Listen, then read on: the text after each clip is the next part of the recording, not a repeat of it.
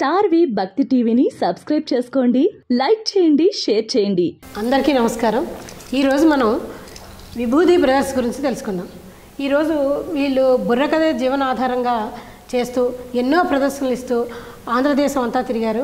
అలాగే మన భారతదేశంలో కూడా చాలా ప్రదేశాల్లో వీళ్ళు ప్రదర్శనలు ఇవ్వడం జరిగింది. అయితే అసలు ఈ బుర్రకథ అంటే ఏంటి, ఆ బుర్రకథలో ఉన్న విశిష్టాలు ఏంటి, వాళ్ళనే అడుగు తెలుసుకుందాం. మొదటగా నేను శ్రీ లోవరాజు గారిని వారి వివరాలు చెప్పమని కోరుతున్నాను. అయ్యా నమస్కారం. మాది రాజమహేంద్రవరం అండి. మమ్మల్ని విభూతి బ్రదర్స్ అంటారు. మా తాతతండ్రుల దగ్గర నుండి కూడా మేము కళతోనే జీవిస్తున్నాం, కళతోనే బ్రతుకుతున్నాం. ఈ కళామ తల్లికే మా ఒక జీవితాలు అంకితం చేస్తున్నామండి. మా పిల్లలు కొంతవరకు చదువుకున్నారు, ఇంకా ఉద్యోగాలు ఏమి రాలేదనుకోండి. ఇంకా ఈ కళ మీదే అంటే కళ కోసం కాదు, కళ ప్రజల కోసం, కళ కాసుల కోసం కాదు, కళామ తల్లి సేవ కోసం అని గరికపాటి రాజారావు గారు అనడం జరిగింది. అయితే ఈ ఒక బుర్రకథ కళ చాలా సాంప్రదాయమైనటువంటి కళ. ఇందులో రౌద్రం ఉంటుంది, హాస్యం ఉంటుంది, అలాగే చక్కనటువంటి సౌందర్యమైనటువంటి మరి ఆవభావాలు అన్నీ కూడా ఈ బుర్రకథ కళలో చాలా అన్నీ ఒక హరికథ మట్లు ఉంటాయండి. అలాగే ఒక నాటక పక్కి ఉంటుంది. అలాగే ఒక పేదవాడి పరిస్థితి ఎలా ఉంటుంది, ధనికుడి పరిస్థితి ఎలా ఉంటుంది, ఈనాడు సమాజంలో జరిగేటటువంటి అన్యాయాలు ఎలా ఉన్నాయి, అన్నీ కూడా ఈ బుర్రకథ ద్వారా చెప్పడానికి, ప్రజల్లోకి తీసుకువెళ్ళడానికి ఇది ఎంతో చక్కనటువంటి ప్రక్రియ ఈ బుర్రకథ అండి. బాగుందండి. మరి మీ దగ్గర చాలా ఇవన్నీ కనపడుతూ ఉన్నాయి, పరికరాలు, సంగీతం, ఇవన్నీ ఏమిటి అసలు, వీటి గురించి వివరిస్తారా? ఇవి డక్కీలు అంటారండి. ఇవి రెండు కూడా డక్కీలు. అంటే ఇవి పూర్వంలో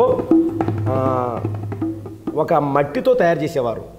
ఇప్పుడు ఆ మట్టి డక్కీలు తయారు చేస్తే పగిలిపోతాయని చెప్పి ఇత్తడితో డక్కీలు తయారు చేయడం జరిగిందండి. ఇది తంబోరా.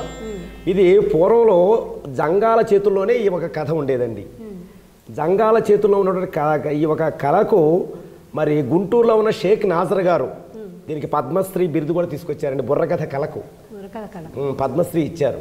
అటువంటి పద్మశ్రీ బిరుదు తీసుకొచ్చినటువంటి షేక్ నాజర్ గారు ఆయన దూదేకు వంశంలో పుట్టిన ఆయన ఏకింది దూదె కాదు, సమాజంలో ఉన్నటువంటి కుళ్ళు అన్యాయాలన్నిటినీ కూడా ఈ బుర్రకథ ద్వారా ఒక దూది ఏకినట్లుగా ఏకి పారేశారు.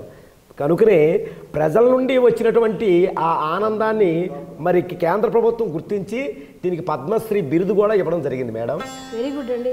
అసలు బుర్రకథలో ఎంతమంది ఉంటారు, ఎంతమంది చెప్తారు? బుర్రకథ కళ ద్వారా బ్రతికేటటువంటి వారు మన ఆంధ్రప్రదేశ్లోను, ఈ తెలంగాణ రాష్ట్రంలోను దగ్గర ఒక 400 కుటుంబాల దాకా ఉన్నాయండి. 400 కుటుంబాలు. ఎక్కువగా మా ఒక తూర్పుగోదావరి జిల్లా, అలాగే మరి గుంటూరు జిల్లా, కృష్ణా జిల్లా, అలాగే మరి పశ్చిమ గోదావరి, ఈ జిల్లాలో ఎక్కువగా ఈ ఒక బుర్రకథ కళ ద్వారా బ్రతికేటటువంటి చెప్పేటటువంటి వాళ్ళు చాలామంది ఎక్కువ అండి. నేను అనేది బుర్రకథ స్టేజ్ మీద చెప్పినప్పుడు ఎంతమంది అక్కడ ఉండి చెప్తారు అంటే ముగ్గురే చెప్తారండి. ఈ ప్రక్కన ఉన్న వాళ్ళు ఇద్దరు కూడా వంతలు అంటారు, మధ్యలో చెప్పేవాడిని సెంటర్ అంటారు. చమత్కారంగా హాస్యం చెప్తుంటారు, దానికి పక్కన మరి వివరంగా రాజకీయం వచ్చిన చెప్తూ ఉంటారు. చమత్కారాన్ని కూడా జోడించి మీరు అది ప్రతిదానికి కూడా ఒక అర్థం, దానికి ఆలోచించాలి. ఏంటి ఇది చెప్పింది హాస్యం చెప్పాడు. ఒరే నీ గొప్పతనం ఏంటిరా, మీ తాతల గొప్పతనం ఏంటి చెప్పు. మా తాతల పేరు చెప్తే దిశలు తెల్లారిపోతాయి రా. మరి నీ పేరు చెబితే కాపిస్తారిపోతాయి. అబ్బా అంత గొప్ప వంశం ఏంటి మీది? ఒరే మీ తాతలు ఏం చేశారు, మీరేం చేశారు? మా తాతగారు ఏనుగుదంతా విరిచేస్తే మా తండ్రి గారు పులి కూరలు పీకేశారు. ఆ వంశంలో పుట్టిన నేను నువ్వేం చేస్తావు? కాచుపాము విసిరి పారేశాను. అబ్బా ఇవన్నీ చేస్తుంటే ఆ జంతువులన్నీ అలాగే ఊరుకున్నాయా? మమ్మల్ని ఏమీ అనలేదు. ఆ జంతువులన్నీ అలాగే ఊరుకున్నాయి. ఏమీ అనలేదు. ఎందుకని? అవన్నీ ప్లాస్టిక్ బొమ్మలు. బాగా చెప్పారండి, చాలా రక్తి కట్టించారు. చాలా రసానుభవం కూడా ఇందులో చాలా ఉంది. అలాగే వారి పేరండి? మా యొక్క తమ్ముడు గారు అబ్బాయి అండి. నా పేరండి. మీ పేరేంటి? నా పేరు శ్రీనివాసరాజు. నేను హాస్యం చెప్తుంటాను. మా అన్నదమ్ములు మేము నలుగురు కూడా మా చిన్నాన్నగారి విభూతి వెంకటలింగం గారే మాకు విద్య నేర్పారు. తద్వారా మేము నేర్చుకుని ఇతర రాష్ట్రాల్లో కథలు చెబుతూ జీవనోపాధి చేస్తూ ఈనాటికి ఎటువంటి లోటు లేకుండా మేము ఉన్నాం. చాలా సంతోషంగా ఆ కళామ తల్లి సేవతోటి. అది అసలు బుర్రకథ అంటే ఎలా ఉంటుందో మొట్టమొదటి దేవగాంధారి రాగంతో మొదలవుతుందండి. అది ప్రక్రియ కొద్దిగా వినిపిస్తాము వినాలి. ఆంధ్ర కుమార్ వినరా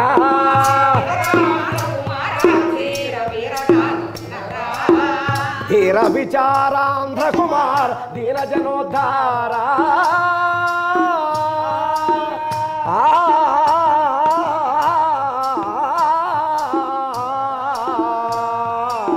అన్నా వీరులందరూ పుట్టినట్టి ఆ వీరుల జపమాల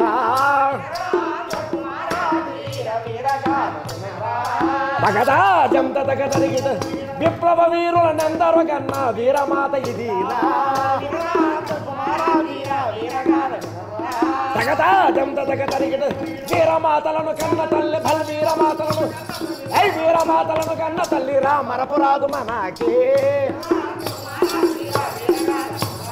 జగదా జంత జగదరిగిన ఆపలనాడును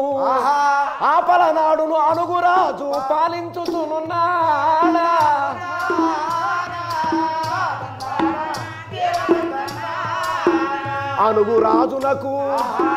అనుగురాజునకు బ్రహ్మనాయుడే మంత్రిగానున్నాడా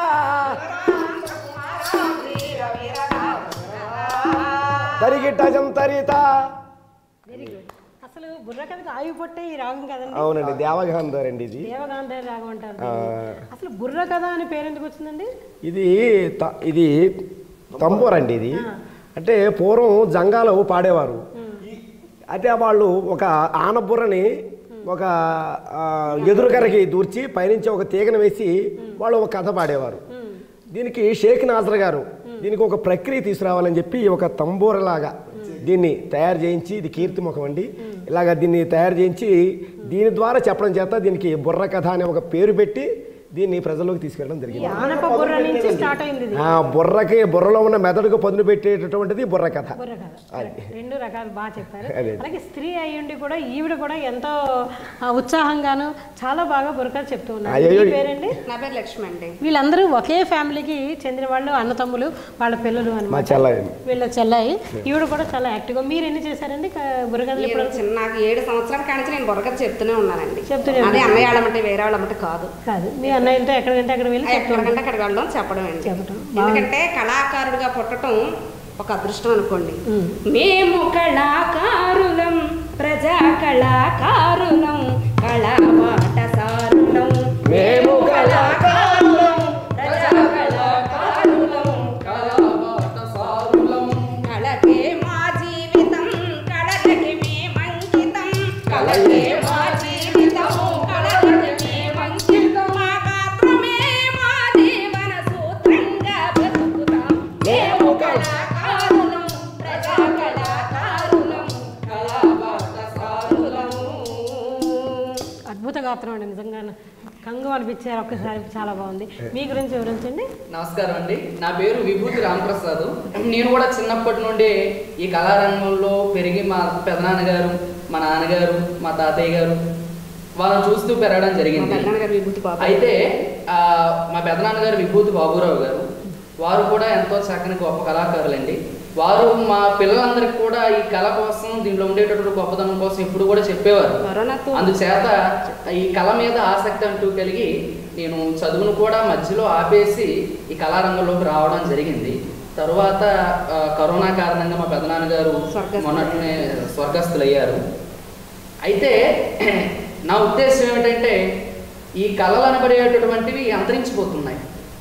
అంటే దేనివల్ల అంతరించిపోతున్నాయి అనేటటువంటి విషయాన్ని నేను ఆలోచిస్తే చాలామందికి కళల కోసం తెలియకపోవడం, దానివల్ల పెద్దలు అయినటువంటి వాళ్ళు కూడా ఈ కళల కోసం, కళారూపాల కోసం చెప్పకపోవడం, కళారూపాలని పెట్టించకపోవడం, వాటిని ప్రదర్శించకపోవడం వల్ల కళలు అంతరించిపోతున్నాయి. దాని ద్వారా నేర్చుకునేటటువంటి కళాకారులు కూడా తగ్గిపోతున్నారు. ఈ రోజుల్లో ప్రతి ఒక్కరికి సెల్ ఫోన్లు వచ్చేసాయి. ఈ సెల్ ఫోన్లో మనకి ప్రపంచం అంతా కూడా అరచేతిలోనే ఉంది. కానీ అందులో మంచి చెడు రెండు ఉంటున్నాయి. ఆ మంచి నేర్చుకోవాలా, చెడు నేర్చుకోవాలనేటువంటి విషయాన్ని కూడా వాళ్ళు ఆలోచించేటటువంటి విధానం పెద్దలు కూడా నేర్పించట్లేదు. వాళ్ళకి ఫోన్లు కొని ఇచ్చేస్తున్నారు అంతే. అదే పెద్దలు ఈ ఎంటర్టైన్మెంట్ అంటే కేవలం ఈ షోలు, సెల్ ఫోన్లు ఇవే కాదు, ఇటువంటి కళారూపాల ద్వారా కూడా ఎంటర్టైన్మెంట్ ఉంటుంది. ఈ కళారూపాలు హరికథలు బుర్రకథల ద్వారా కూడా మంచి విషయాలు, అంటే ఒక రకంగా కామెడీ చెప్పినా హాస్యం చెప్పినా సరే వల్గర్గా కాకుండా, డబల్ మీనింగ్ డైలాగులు కాకుండా, అవి అసభ్యకరంగా కాకుండా ఆలోచించే విధంగా ఉంటుందండి ఈ జానపద కళల్లో హాస్యం కూడా. అట్లాగే ఏ మాట అయినా సరే ఆ బుర్రలో ఉండేటటువంటి ఆ గుప్పిడి మెదడుకు పదును పెట్టి తనను తాను తెలుసుకునే విధంగా తత్వాన్ని విమర్శించి చెప్పేదే ఈ బుర్రకథ అనేటటువంటి ప్రక్రియ. ఈ బుర్రకథ ద్వారా, ఈ హరికథల ద్వారా, ఈ జానపద కళారూపాలు ప్రదర్శించడం ద్వారా నేటి యువతకి మంచి విషయాలు తెలుస్తాయి. కేవలం ఈ సెల్ ఫోన్లో చూడడం వల్ల వాళ్ళ బ్రెయిన్ అనేటటువంటిది కొద్దిగా ఈ గేమ్స్ ఆడడం వల్ల వాటి వల్ల కూడా కొంచెం మొద్దుబారేటటువంటి ప్రమాదం ఉంది. నేటి భావితరాల వారికి ఈ కళను అందించాలని చెప్పి నా యొక్క అభిప్రాయం అండి. నేను ఒక అల్లూరి సీతారామరాజు ఉన్నాను అనుకోండి, దేశం కానీ దేశంలో పుట్టి, దేశం కానీ దేశంలో పుట్టి, దేశాలను కొల్లగొట్టి ఉన్నటువంటి ఆ బ్రిటిష్ వాళ్ళని ఎదిరించడానికి అల్లూరి సీతారామరావు నడుము కట్టాడు 24 సంవత్సరాల్లో. అటువంటి యువత మీరు కూడా మేలుకోండి, దేశానికి రక్షణగా నిలవండి అనేటటువంటి బోధను మా కథ ద్వారా చెప్పగలం. అలాగే భగత్ సింగ్ ఉన్నాడు. భగత్ సింగ్ అతి చిన్న వయసులోనే ఎదిరించి పోరాడి మనకు స్వతంత్రం తెచ్చాడు. అలాగే మనకి గాంధీ తాత పర్యటించి శాంతియుతంగా కూడా మనకి భారతదేశానికి స్వతంత్రం రావడం ఎంతో పాటుపడ్డాడు. ఇటువంటి వారి కథలను స్ఫూర్తిగా చెబుతూ చైతన్యపరచేటటువంటి కథ బుర్రకథ అనేటువంటి ప్రక్రియ. ఇప్పుడు ఇంకో ప్రశ్న అండి, మామూలుగా సామాజిక పరంగా చూస్తే ఇప్పుడు కొత్త కొత్త ఉద్యోగాలు, మంచి ఉద్యోగాలు, మంచి పొజిషన్స్ చాలా ఉన్నాయి. మేము అలా సాఫ్ట్వేర్లోకో ఇంకో దాంట్లోకో వెళ్లకుండా ఇందులోనే ఉండిపోయాము అని మీకు ఏమన్నా ఎక్కడన్నా నిరుత్సాహం ఉందా? అంటే ఇప్పుడు కళారంగాన్ని ఆదరించేటటువంటి ప్రజలు కొంతమంది టీవీలో సీరియల్ ద్వారా ఈ కళారంగం వైపు రావడం లేదండి, చూడడానికి రావడం లేదు. అందువల్ల ఈ ఒక కళ చూసేటువంటి వాళ్ళు తగ్గిపోతున్నారు.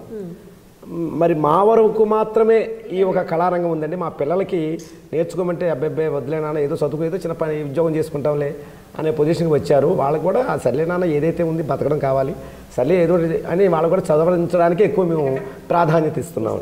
కానీ ఈ కళను మీరు నమ్ముకున్నారా? మీరు దీనివల్ల మీరు సుఖంగానే ఉన్నారు, సంతోషంగానే ఉన్నారు? ఇప్పుడు పర్వాలేదండి. ఒకప్పట్లో మా బుర్రకథ చెబుతూ ఉంటే జనం కొట్టే చప్పట్లకి ఎంతో ఆనందపడేవాళ్ళం. ఇప్పుడు ఆ కథ ద్వారా రేపు బ్రతకడం ఎలాగా అని ఎత్తుకునే పరిస్థితికి వచ్చేసింది. కానీ ప్రభుత్వం, ప్రజలు కూడా దీని గురించి చైతన్యపరిచి కళాకారులకు మనం ఇది టీవీలో మేము ఇచ్చామండి, ఆల్ ఇండియా రేడియోలో ఇచ్చాము. అలాగే మహోన్నతమైనటువంటి ముఖ్యమంత్రులు, ప్రైమ్ మినిస్టర్ దగ్గర కూడా వాళ్ళు అలా కూర్చుంటే కథలు చెప్పాము. అలాగే ఇతరత్ర ఉన్నటువంటి అడ్వర్టైజ్మెంట్లు వాళ్ళు కూడా మాకు ప్రోగ్రామ్స్ ఇస్తున్నారు, చెప్తున్నాము. అలాగే ప్రభుత్వం కూడా ఆదరించాలి అని మా కోరిక. ఈ కళను పడేది అంతరించిపోకూడదు. బుర్రకథలు ఇలా ఉంటుందని ప్రేమలో చూడడం కాదు, బుర్రకథలు ఇది అని చూపించే స్థితికి ప్రజలు కూడా ఉండాలని మా ఒక కోరిక. సజీవంగా ఉంచాలి అని చెప్పి మీరు అనుకుంటున్నారు. అంతేమ్మా, తప్పకుండా మీ కోరిక నెరవేరుతుందండి. అందరూ కూడా ఆదరించే వాళ్ళు ఇప్పుడు మళ్ళీ పెరిగారు, మధ్యలో తగ్గారు. కానీ చిన్నవాళ్ళు కూడా ఇప్పుడు అందరూ మళ్ళీ దీని కదా ఈ బుర్రకథ ఏంటి అని చూడటం, ఇంట్రెస్ట్గా చేయటం జరుగుతుంది. కాబట్టి భవిష్యత్తుని ఇంకొంచెం ఆశాజనకంగా మనం ఆలోచిద్దామండి. అలాగే ఇంకోసారి తప్పకుండా మనం మాట్లాడుకుని మరిన్ని వివరాలు మీ గురించి మేము తెలుసుకుంటాం. Thank you so much. Star V Bhakti టీవీని సబ్స్క్రైబ్ చేసుకోండి, లైక్ చేయండి, షేర్ చేయండి.